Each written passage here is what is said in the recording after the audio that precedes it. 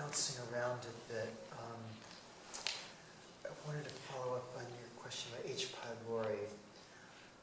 I don't know much about H. pylori specifically, but a few general guidelines.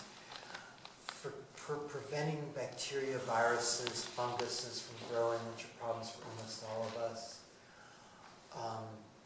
Keeping your carb intake moderately low. I don't mean an Atkins-type diet, but cutting out the refined grains, not eating a huge amount of grains, not eating too many white potatoes or bananas or tropical fruit, etc. Just moderately carb helps so many health problems so much. I think it helps prevent cardiovascular disease more than cutting out any fat. Remember Alice had a presentation, 1,001 Reasons Not to Eat Sugar, and really almost all of them refer to any high carb intake, although refined sugar is worse. Does the acid alkaline balance of your body have anything to do with, whether or not,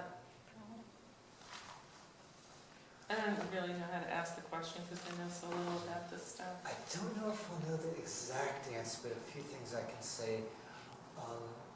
The vast majority of the people are overly acidic, which contributes to a huge portion of health problems. The parasympathetic dominant meat-eating people, or people who need to eat meat, tend to be overly alkaline, and eating red meat tends to correct it. And there are even people who are called oxidizing dominant, who by eating, quote, alkalinizing foods like citrus and leafy greens become more acidic. And by eating red meat, which is, quote unquote, acidifying, become more alkaline.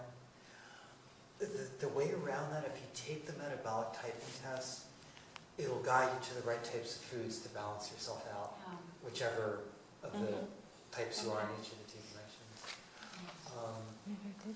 Yeah, and this isn't what you were asking, but the vast majority of people have too little hydrochloric acid in their stomach, and it's a major cause of health problems. Even people with GERD, even people who are taking antacids because they think they have too much and you prescribe them, a lot of the symptoms that seem to be too much acid are actually too little. A general regimen is to take a hydrochloric acid tablet the next time you have a big meal, especially with meat or a lot of protein. Then if you feel okay, take 2 hydrochloric acid tablets the next big meal and keep increasing until you feel the slightest bit of discomfort, then cut back 1 tablet, and that's your maintenance dose. Especially as we get older.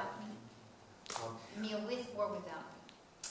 I would say mainly meals with meat or with a lot of animal products or a lot of protein. Depends on what your symptoms are. If you're already kind of over a threshold, take it every single time. But if you have it occasionally, then you do it occasionally. And what actually the hydrochloric acid, when you see it in the store, it's known as betaine hydrochloride. Yeah, I think that's the best form. Well, what would be the symptoms that would be telling us we should be taking hydrochloric acid? Honestly, I don't know. Sometimes GERD is a sign of it. I don't know what GERD is. Some people, just when they get stomachache from eating food, they think they have too much acid. It's sometimes too little. And a lot of chronic things, we're just not digesting our food adequately. As we get older, particularly, we need more hydrochloric acid and digestive enzymes. Right. GERD is also like you hear people say that they, when they go to sleep at night, they feel like the acid comes up their esophagus. Oh, yeah. Yes. That's part of acid reflux, but it's the terrible type where the person's really miserable all night. I occasionally get it, but I have a friend who didn't even really realize that this was happening to her, and now, her whole esophagus is inflamed. She has 2 very, very inflamed parts on her esophagus that could become cancerous because they were so raw from the GERD. So it can become an important, something really to pay attention to so you don't get to that state. It reminds me, with GERD, a few tips. One for just about any health condition. If you're on a low budget, maybe if you're not, just go to a health food store, ask the person what's the best thing for GERD. Not all of them, but a lot of the people at health food stores are very knowledgeable. They know the exact best things, they know the exact best brands and everything. And usually there'll be something like GERD go away or something like that, even if you don't, Yeah. you can find it yourself. A few general digestive tips, and digestion is a challenge, even if we don't know it for most people. Is a digression. Above all, do anything you can to drink at least 6 to 8 glasses of water a day, preferably purified water, any which way you can. The best way to drink them is sipping it throughout the day, mostly between meals. Eating a lot of water with the meal it dilutes your digestive enzymes and acids, so it can make it more challenging. There's something called food combining, which someone pointed out, it really should be called food separating. It's not eating certain food combinations. I don't think it's necessary for everyone, but if you have digestive problems, it's worth giving it a try because a lot of people get relief from it. And the most important things are only eating fruit by itself. What helps a lot of people is eating only fruit until noon. If you're really a high protein eater, you probably need protein, if not meat, before noon. But if you're a more carb eater, try to eat nothing but fruit until noon.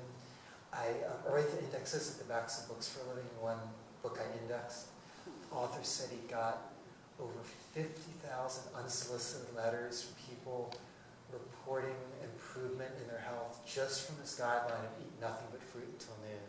Why is that? Wow. Jeez, I a didn't go in couple the morning, I can't find Then I would eat protein. You can eat acid fruit with nuts or seeds. it. Go all together. So And you then- could have some seeds in the morning time. Yes. Acid. Also, otherwise, just eat the fruit in the morning and then wait 20, 30 minutes before you eat anything else. Especially melon, because the reason is fruit digests very quickly. And what happens if you eat it with other food, the fruit will digest instantly, then it'll be sitting there on top of the other food, and it putrefies. It turns into alcohol and stuff. I think that may be exaggerated, but with some people that can be a problem, especially melon. So insofar as you can eat your fruit in the morning on an empty stomach, or 4 to 6 hours after you eat anything else. And try not to mix starches with protein or fat or acidic food. That's a bad combination. Edgar Casey talked about that too. I've heard mixed things about mixing meat with milk, which is the kosher thing. But if you have digestive challenges, you might try separating them and see if that helps.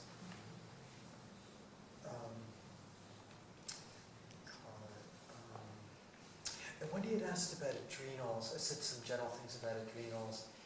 And for any organ weakness, eating a high-quality glandular, like tablets of adrenals, tablets of pituitary, etc., help regenerate that organ. Just be sure to get a very good quality brand from a health food store or holistic pharmacy. Now, where did they get, is that like animal? It is animal. Yes, that would not be applicable for vegetarian people. Although it's a good segue to your question about vegetarian substitutes. Okay. Finally, NordicNaturals.com, which makes about the best health food store fish oil that I know of, came out with the DHA product from algae. DHA is one of the main types of fish oil, which I would definitely use that. If eating animal products is not an issue, I would eat Nordic Naturals or other really good brand of fish oil or cod liver oil. Now, I thought for fish oil, one of the benefits was the omegas. Yes. And if you are a vegetarian and you don't even eat fish, then walnuts should be a good substitute. Walnuts have a little bit of omega-3 in them, and walnuts are very healthy all around. Just be sure to refrigerate them, Yeah. because omega-3 is very heat sensitive. it goes rancid badly. Rancid is not good. Anything that smells a tiny bit rancid, just throw it out. For vegetarians, an excellent source of omega-3s is flax seeds, flaxseed oil, also hemp seeds. Yeah, flaxseed's almost pure omega-3. It's the highest source around. Barleans is a really good economical brand of it. They sell wholesale to cancer patients and other people with serious illnesses, which is, I really like that too. And just keep the flax oil refrigerated or even frozen. Frozen, interesting. Yeah, I heard it stays liquid at frozen temperature, and you don't have to worry about the rancidity. And is flaxseed okay for cooking, or is it just best cold? Unfortunately, no. Have it cold. Omega-3 Do not heat it over 100. Okay. Yeah, cold. Omega-3 is the most heat sensitive, unfortunately. It'd be expensive to know.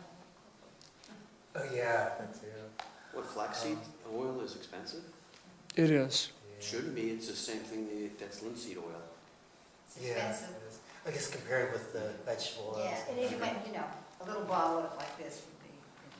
Yeah. And speaking of which, sadly, almost the most oils that people cook with are quite unhealthy to begin with, in any but the most minute quantities. We have literally 10 times more than we evolved to live on.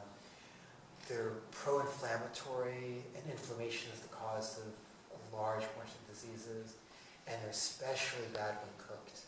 So what do you use? What do you use for cooking? What oil do you use for I cooking? don't actually cook, but for low temperature cooking, omega-9 is fine, like cold pressed olive oil, avocado oil,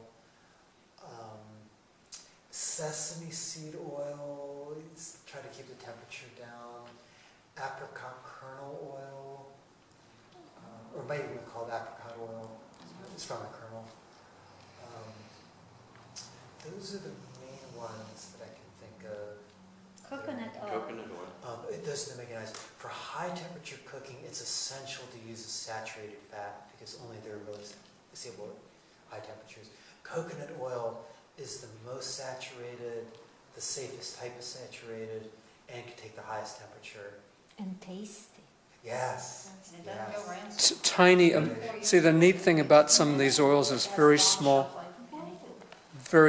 amounts are so tasty that you only need to use a fraction. And because what people eat typically for satiation, like, boy, it's a really satisfying meal, whereas with like Wesson, which has almost no flavor at all, people just pour gallons and gallons on there hoping to get a little bit of flavor. It never happens. So it's actually better for quote the exotic oils, because you get a much better taste from that. And you know how coconut oil is, it's so rich with flavor. Well, when my mom used to cook fried chicken, she used to put like a half inch of oil or more in the pan to fry with. And what I found out is you don't need that much to fry with. We just learned how to cook wrong. You just need a little bit, and if it gets a little low, you just add a tablespoon or more. So it really is about cooking style. You don't need to soak it to fry. Now, I heard a very interesting radio show. Comes on Sunday afternoons on NPR. The lady who's like a cooking expert, and she interviews, people from different countries about their cuisine and how it's done. And people call in and say, "Oh, I have this refrigerator. What do I do?" And she tells them something bad has to do with it. But she was interviewing a guy who was an expert in olive oil, and she said, she asked him, she said, there's different kinds of olive oil, and there's different, grades of it or whatever. And she said, but when we hear the word extra virgin olive oil, we all go, "Oh, extra, that must be really good, that's the very best." And she said, and of course then they'll charge you more for it. And he said, it would be a good idea not to buy extra virgin olive oil. It is the first pressing, cold press, it's the first pressing, but it still contains little tiny bits of organic matter from the olive, which cause it to deteriorate. And it is better to buy virgin olive oil. I think I have this right, because it's been put through a second process to remove those little tiny little bits of the meat of the olive or whatever, I don't know, twigs maybe, I don't know, you know, that are, so to speak, contaminating it, and in its shelf life, and it will not deteriorate, not go rancid, like extra virgin ones. Right, extra virgins is okay, but no, you better use it. Use it quickly. Yeah, Interesting. don't let it sit. Don't say, I'm going to come back 6 months. He said, no, get the virgin olive. I'd like to respond to that unless, No, you go ahead. extra virgin is first press, virgin is second press. Right. And historically, the extra virgin is in the bottle, it's kind of cloudy. If you shake it a bit, it's cloudy because it has all the parts of the olive. The second pressing is considered a lower grade. It doesn't have the flavor, but in what I guess the point he was trying to bring out is that there may be just biological products in there that would give it a shorter shelf life. Right.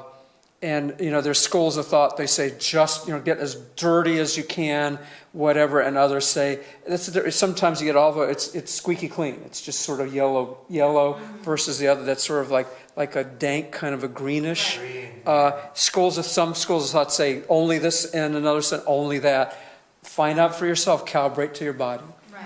And I also think he was saying too, because so much of it is shipped in, and you don't know its sourcing. Yeah. Mhm. In, for example, in Italy, and so he gave 2 brands that you can find on the shelf. I wish I had written them down. You could find on the shelf here that will not be adulterated or not have been cut with some of their oil.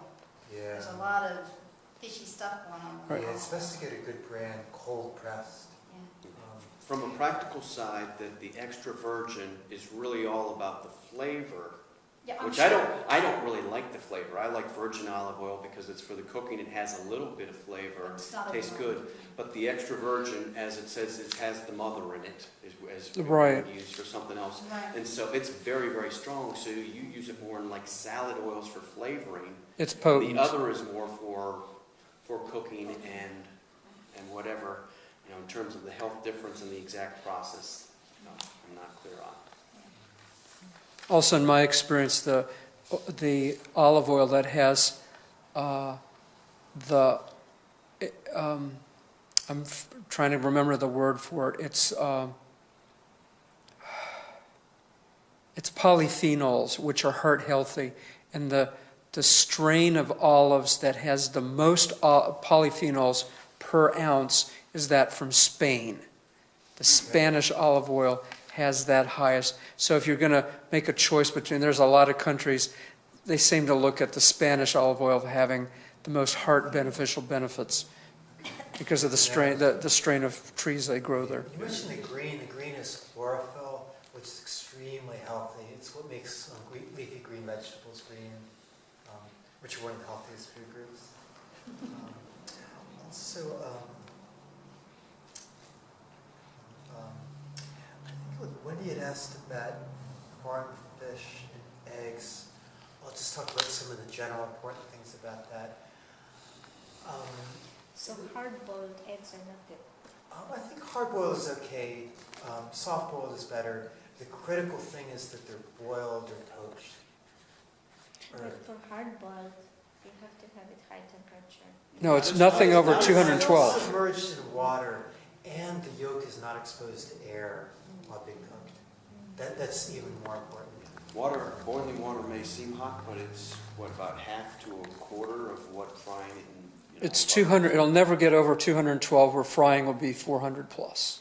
Yeah. So no matter how long you cook the egg in a pot of water, it'll never get too hot where it starts breaking down. And fish, just briefly, try to get fish from the ocean, ideally Pacific or Norwegian, ideally Alaskan, small fish. Canned food in general is not healthy for a number of reasons, but ironically, some of the healthiest fish are the canned. The Alaskan salmon, sardines, herring, anchovies, etc. Even the tuna is higher in mercury, but even the chalk white tuna is better than albacore, the tuna steaks.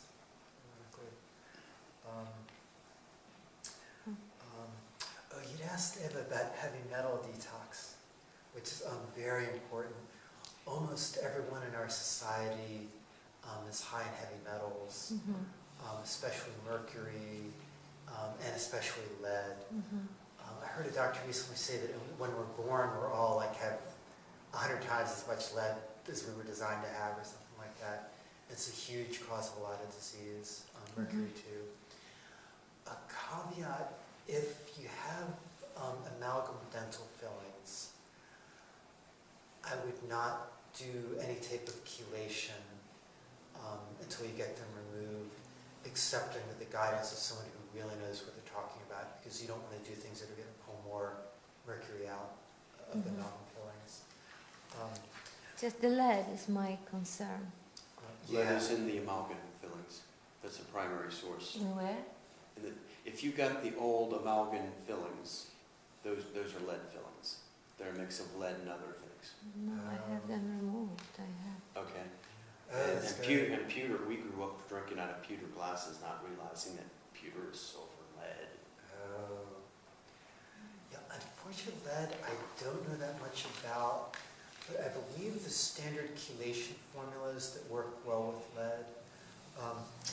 Well, that's the problem, the chelation. I talked to a friend who did the chelation for a year and rechecked after a year and still the same level. That's a So shame. it's- There's a huge range of chelation. Yeah. There's a lot of different categories of chelation, and there's EDTA chelation, there's DMPS and DMSA, and within each of those, this product of very different qualities. You know, I talk about this water, the hungry water. It came to me, you know, as a chemist, you know, that if we would drink distilled water, then anything what is water soluble would really be extracted. That's a good And this is not like a metal. Lead is not in the form of metal, but it's just in salts, different salts. And then there is a certain solubility. And that's how all chelation is also based on, just to extract, you know, the salts of heavy metals and just remove from the body. Yeah, that makes logical sense. I've never actually heard of that strategy used, so I wouldn't be inclined to use it unless, like, someone really knowledgeable about chelation would recommend it. Because nobody told me that. It just came to me. Yeah, it's a That's why I'm fascinating asking. idea. And distilled water does have some advantages. It is very pure, and certain things that you need very pure water for, or if you have water that's extremely contaminated, distillation may be the only way of really getting pure water. In general, I think like reverse osmosis and other purified water is much better. One, distillation removes just about all the minerals, including the ones you need. See, that's my Especially if biggest you're not concern. replenishing it. Yeah. Does purified water still have trace minerals in there? Because Add it yourself. Yes. I just started It's doing called that myself. reconstituting your water. I saw one water filter system that I was very impressed with that actually did that, where it would basically filter it and then go through another set of filters to put trace minerals Yes, Back if you in. can afford a filter like that, get one. Well, Yeah. I can't. I just try to drink spring water as much as possible because I want to get the trace minerals. And Yeah. if I Yeah. could ship the water from my sister's property down in Floyd, I'd do that because it comes right out through the mountaintop. Yeah. Can't Also, you do can that. buy trace mineral drops in a health food store and just add a few drops every day. And reverse osmosis is generally my best compromise, or water that's been through a number of filters.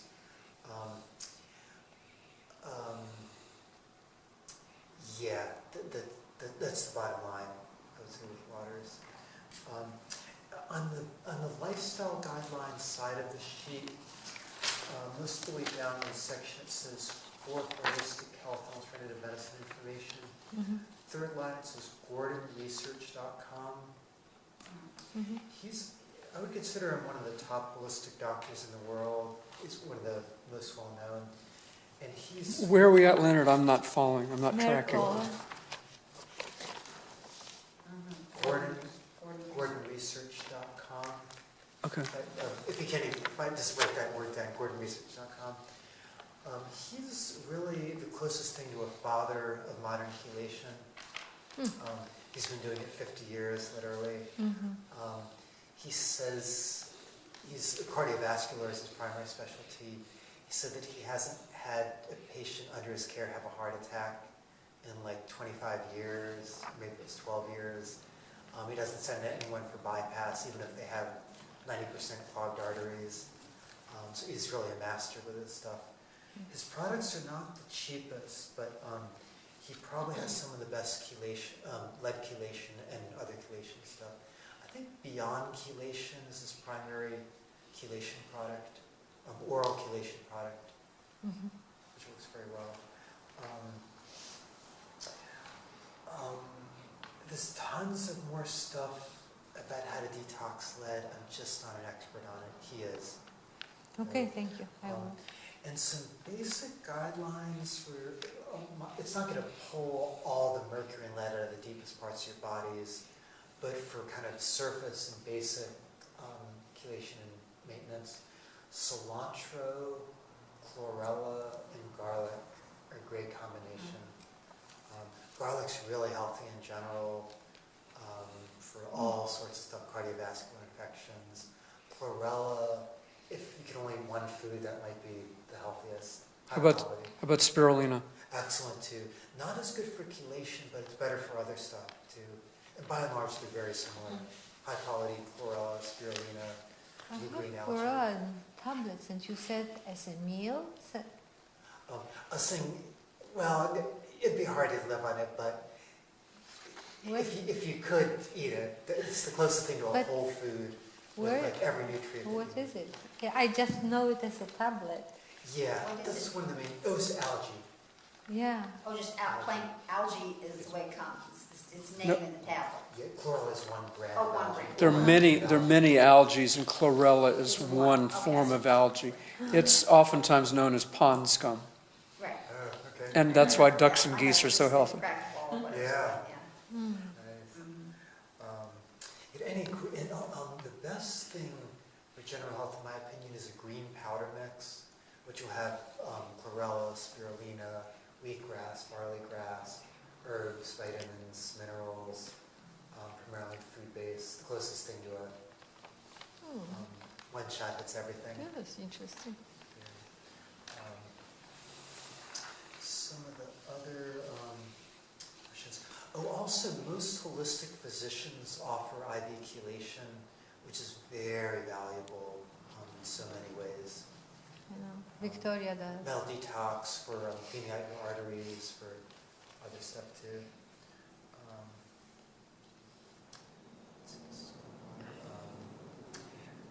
GERD, I think I answered about as much as I know off the top of my head. I can email more information to anyone who wants it.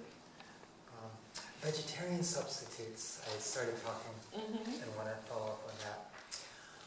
Unfortunately, one of the unhealthiest meat substitutes are the standard fake meats, sadly.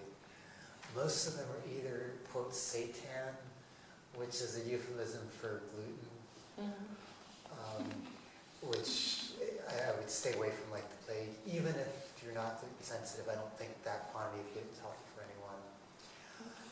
Or they're highly processed soys, which are not healthy. Oh, that was going to be a question I was going to ask you, is how do you come down on the soy thing? Yeah, this is one of the hot controversies. Soy has a lot of very healthy things and a lot of very unhealthy things. Unfortunately, I think the soy that we get now is GMO. genetically modified. It is, when you compare them